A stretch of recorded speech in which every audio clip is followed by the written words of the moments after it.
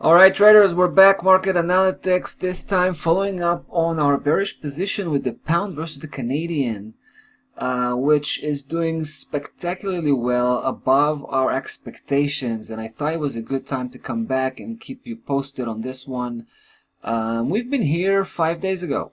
That's where I was preparing myself and you guys for one of two scenarios, right? I was interested only in a short position because exploring the big picture, which actually comes from the monthly chart, we've seen the huge potential on the downside, right? Price came from above. It actually touched base on the top resistance of our setup here, 83.51, made halfway through, and then had an upside correction, which we believe is over, and we're back on the downside with the next segment that should reach eventually the lower section here. Take a look all the way to 62.34. That's the big picture talking here, right? So pretty ambitious move. We're talking about probably about 800 pip.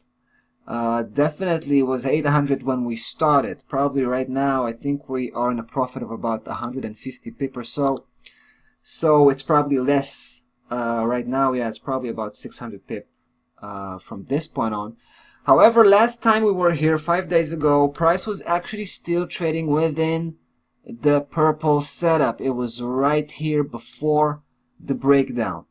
And I described two scenarios, in which each one of those scenarios would have been leading me to open a short position. The first scenario I described was a move back to the upper section.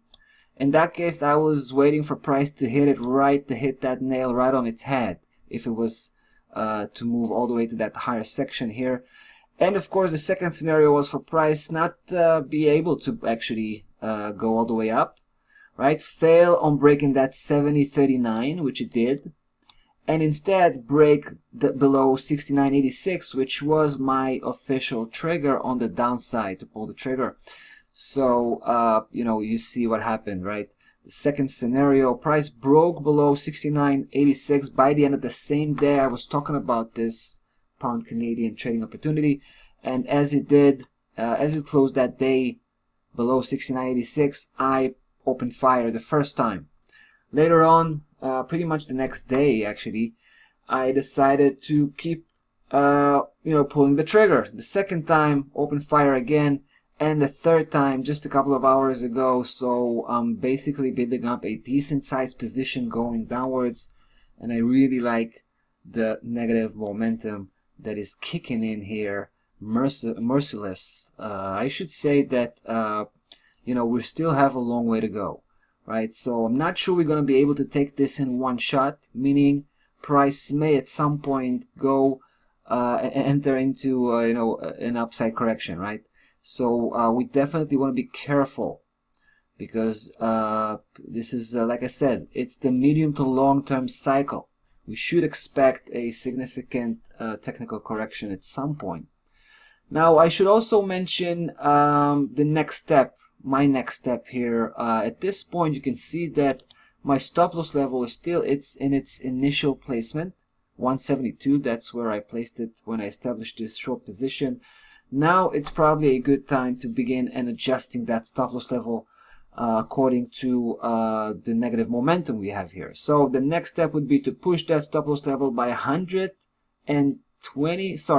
pip actually, to 71.20, right? We're going to place it right here, right? Still relatively far from price action. So 80 pip adjustment for the stop loss level to 71.20.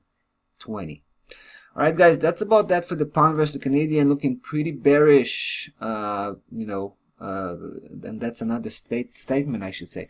That's about that for today. We'll see you tomorrow. Take care.